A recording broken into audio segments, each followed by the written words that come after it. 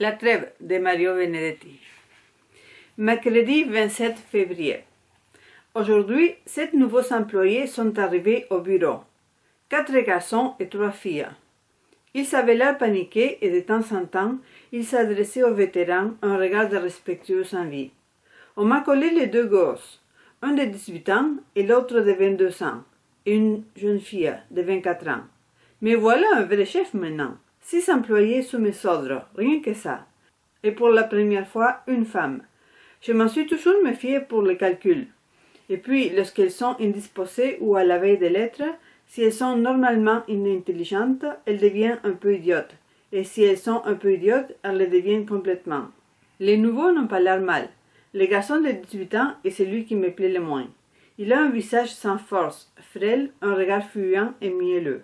L'autre est un éternel mal coiffé, mais il a l'air sympathique, et du moins pour le moment, semble avoir envie de travailler.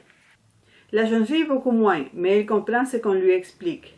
Elle a les fronts larges et une grande bouche, 2 traits qui, en général, me font bonne impression. Ils s'appellent Alfredo Santini, Rodolfo Sierra et Laura Avellaneda. Je mettrai les garçons au livre de Sacha et elle au journal. Vendredi 1er mars. Le gérant a convoqué les 5 chefs de service. Pendant 3 quarts d'heure, il nous a parlé du bas rendement du personnel. Il a dit que la direction lui avait fait des remarques en ce sens et qu'à l'avenir, il ne tolérerait pas que notre négligence, il ne sait plus à insister sur le mot négligence, desserve gratuitement sa position. Qu'à partir d'aujourd'hui, etc. Qu'est-ce qu'il peut bien appeler bas rendement du personnel? Au moins, je peux dire que dans mon service, on travaille. Et pas seulement les nouveaux, les anciens aussi. C'est vrai que Mendes lit des romans policiers qu'il installe habilement dans les tiroirs du milieu de son bureau, tandis que de sa main droite, toujours à l'affût de l'arrivée d'un quelconque supérieur, ne lâche pas son crayon. C'est vrai que Munoz profite du fait qu'il doit se rendre au service des profits et pertes pour rafler à l'entreprise 20 minutes de repos devant une bière. C'est vrai que Robledo, lorsqu'il va aux toilettes, à 10h15 exactement, emporte en douce les suppléments en couleur du journal ou la page des sports. Mais c'est vrai aussi que le travail est toujours à jour et qu'aux heures où il faut donner un coup de collier, ou lorsque la caisse a besoin de tous les bordereaux, tout le monde sait faire et travaille dans un véritable esprit d'équipe. Dans sa minuscule spécialité, chacun est un expert, et je ne doute pas un instant que le travail soit bien fait. En réalité, je sais bien à qui étaient adressés les sermons du gérant. Les services des expéditions travaillent n'importe comment. Nous savions tous que c'était à Suarez qu'il en voulait. Mais pourquoi convoquer tout le monde? De quel droit Suarez nous a fait partager une faute qui n'incombe qu'à lui? Peut-être parce que le gérant sait comme nous que Suarez couche avec la fille du président. Elle n'est pas mal, Lydia Valverde. Mardi 12 mars. C'est agréable d'avoir une employée intelligente. Aujourd'hui, pour mettre Avellaneda à l'épreuve, je lui ai expliqué d'un trait tout ce qui concernait la balance des clients. Pendant que je parlais, elle prenait des notes. Lorsque j'eus terminé, elle a dit « Je crois avoir aussi bien compris, mais j'ai des doutes sur quelques points. » Des doutes sur quelques points. Mendes, qui s'en occupait avant, a eu besoin d'au moins 4 ans pour les dissiper. Ensuite, je l'ai installée à la table qui était à ma droite. De temps à autre, je lui jette un coup d'œil. Elle a de jolies jambes. Elle ne travaille pas encore de façon automatique, de sorte qu'elle se fatigue. Elle est inquiète, nerveuse. Je crois que ma position, pauvre innocente, l'intimide un peu. Quand elle a dit « Monsieur Saint-Thomé », elle scie toujours. Elle n'est pas très jolie, mais enfin, le sourire n'est pas mal. C'est toujours ça. Mercredi 13 mars. Ce soir, lorsque je suis arrivée à la maison, Jaime et Esteban étaient dans la cuisine en train de se disputer. J'ai pu entendre qu'Esteban disait quelque chose comme « Tes copains à la con ». Quand ils ont entendu mes pas, ils se sont tus et ils ont essayé de se parler comme si de rien n'était. Mais Jaime serrait les dents et Esteban avait les yeux brillants. « Qu'est-ce qu'il y a ?» ai-je demandé. Jaime a haussé les épaules et l'autre a dit « Ça ne te regarde pas ». J'ai eu envie de lui flanquer une bonne paire de claques. Mon fils, c'est ça, un visage dur que rien ni personne n'adoucit jamais. Ça ne me regarde pas. Je suis allée jusqu'au réfrigérateur et j'ai sorti la bouteille de lait et le beurre. Je me sentais suffoquée d'indignation. Je ne pouvais pas rester là à ne rien faire, à ne rien dire après ce « ça ne te regarde pas ». Je me suis versé un grand verre de lait. Il n'est pas supportable qu'il me parle sur ce ton. Ça ne me regarde pas. Chaque gorgée de lait me faisait mal aux trempes. Brusquement, je me suis retournée et je l'ai attrapé par les bras. Un peu de respect pour ton père, tu entends? Un peu de respect. C'était idiot de lui dire cela, alors que le moment était passé. Son bras était tendu, dur, comme s'il l'eût soudain transformé en acier ou en plomb. La nuque me faisait mal quand je levais la tête pour la regarder dans les yeux. Je ne pouvais pas faire moins. Mais lui, il n'avait pas peur. Il s'est contenté de secouer son bras pour le dégager. Ses narines se sont dilatées. Il a dit « Quand est-ce que tu cesseras d'être un gamin ?» Et il est parti en claquant la porte. Je ne devais pas avoir l'air très détendu lorsque je me suis retournée vers Jaime. Il était toujours adossé au mur. Il a souri. Avec spontanéité, il a dit « Dans quel état tu te mets? C'est incroyable, mais au même moment, j'ai senti ma colère s'évanouir. C'est que ton frère, dis-je sans conviction, laisse-les, a-t-il répondu. Ni toi ni moi ne pouvons les changer. Vendredi 15 mars. Mario Vignale est venu me voir au bureau. Il veut que j'aille chez lui la prochaine semaine.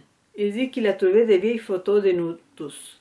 Il ne les savait pas sur lui, ces crétins, évidemment, et elles sont le prix de mon consentement. J'ai accepté, bien sûr. Qui n'est pas attiré par son passé? Samedi 16 mars. Ce matin, le nouveau, Santini, a essayé de me prendre pour son confesseur. Je dois avoir une tête à écouter des confidences. Les gens me regardent, me sourient, certains esquissent même quelques mots qui précèdent les sanglots. Ils m'ouvrent leur cœur. Pour être franc, il y a des cœurs qui ne me disent rien du tout. C'est incroyable comme les gens se complaisent à être impudiques ou à s'entourer d'un halo de mystère. Parce que vous savez, monsieur, je suis orphelin, dit-il d'emblée, pour m'entortiller dans la pitié. Enchanté, et moi bœuf, lui ai-je répondu, avec un geste destiné à détruire son air affecté. Mais mon veuvage l'a moins ému que son orphelinat. J'ai une sœur plus jeune que moi. Vous savez, pendant qu'il parlait, debout devant mon bureau, il tapotait ses doigts, minces et fragiles, sur la couverture de mon journal. « Tu ne peux pas arrêter, lui dis-je. » Mais il sourit doucement avant d'obéir. « Ma sœur a 17 ans, vous savez. Ce vous savez est une espèce d'éthique. C'est une défense désespérée avant que je me rompe le dernier balage de scrupules et que je me voie définitivement inondé de sa vie privée. « Vous ne me prenez pas au sérieux, dit-il en pinçant les lèvres, et il repartit vexé vers sa table de travail. Il ne travaille pas vite, Santini. 2 heures pour me faire les entrées de février. Dimanche 17 mars. Si jamais je me suicide un jour, ce sera un dimanche. C'est le jour le moins décourageant, le plus insipide. Je voudrais faire la grasse matinée au moins jusqu'à 9h ou 10h, mais je me réveille tout seul à 6h30 et je ne peux plus fermer l'œil. Parfois, je me demande ce que je ferai lorsque tous les jours de ma vie seront dimanche. Qui sait, je m'habituerai peut-être à me réveiller à 10h. Je suis allée déjeuner dans les centres parce que les enfants sont partis pour le week-end, chacun de leur côté. J'ai déjeuné seule. Je n'ai même pas eu le courage d'entamer avec les garçons les classiques et faciles échanges d'opinions sur la chaleur, le beau temps et les touristes. 2 tables plus loin, il y avait une autre solitaire qui, les sourcils froncés, ouvrait des petits pains à coups de poing. Je l'ai regardé 2 ou 3 fois et nos regards se sont croisés. J'ai cru lire de la haine dans les siens et je me demande ce qu'ils pouvaient voir dans les miens. En règle générale, c'est vrai que les solitaires ne sympathisent pas entre eux. Ou sommes-nous réellement antipathiques? Je suis rentrée à la maison, j'ai fait la sieste et je me suis levée de mauvaise humeur, lourd. Je me suis préparé un maté, mais son goût amer, aujourd'hui, m'a déplu. Je me suis habillée et une fois encore, je suis allée dans le centre. Je suis entrée dans un café et je me suis assise à une table près de la vitre. En 1h15, j'ai vu passer 35 femmes intéressantes. Pour tuer le temps, j'ai fait les statistiques sur ce qui me plaisait le plus chez chacune d'elles, et je les ai notées sur la serviette en papier. Voici les résultats. 2, le visage. 4, les cheveux. 6, la poitrine. 8, les jambes. 15, les hanches. Ample victoire des hanches. Lundi 18 mars. Hier soir, Esteban est rentré à minuit. Jaime à minuit et demi et Blanca à 1 heure. Je les ai entendus tous les trois. J'ai minutieusement écouté chaque bruit, chaque pas, chaque mot, chaque murmure. Je crois que Jaime était un peu sourd. Du moins, il s'est cogné contre les meubles et il a laissé couler le robinet du lavabo pendant au moins une demi-heure. Cependant, les gros mots venaient d'Esteban, qui ne voit jamais. Quand Blanca est rentrée, Esteban lui a dit quelque chose de sa chambre. Elle lui a répondu de se mêler de ses affaires. Puis le silence. Ce matin, je n'ai parlé qu'avec Blanca. Je lui ai dit que je n'aimais pas qu'elle rentre à ces heures-là. Elle n'est pas insolente, de sorte qu'elle ne méritait pas de réprimande. Mais c'est mon devoir de père et de mère. Je devrais être les deux à la fois et je crois que je ne suis rien du tout. Je sentis que j'ai dépassé les limites lorsque je me suis entendu lui demander sur un ton d'admonestration « Qu'est-ce que tu as fabriqué? Où étais-tu » Alors, pendant qu'elle badigeonnait sa tartine d'une épaisse couche de beurre, elle m'a répondu « Pourquoi te sens-tu obligé de jouer les méchants? Il y a deux choses dont nous sommes sûrs. 1. Que nous nous aimons. 2. Que je ne fais rien de mal. » J'étais vaincu. J'ai cependant ajouté, pour sauver les apparences, « Tout dépend de ce que tu entends par rien de mal. »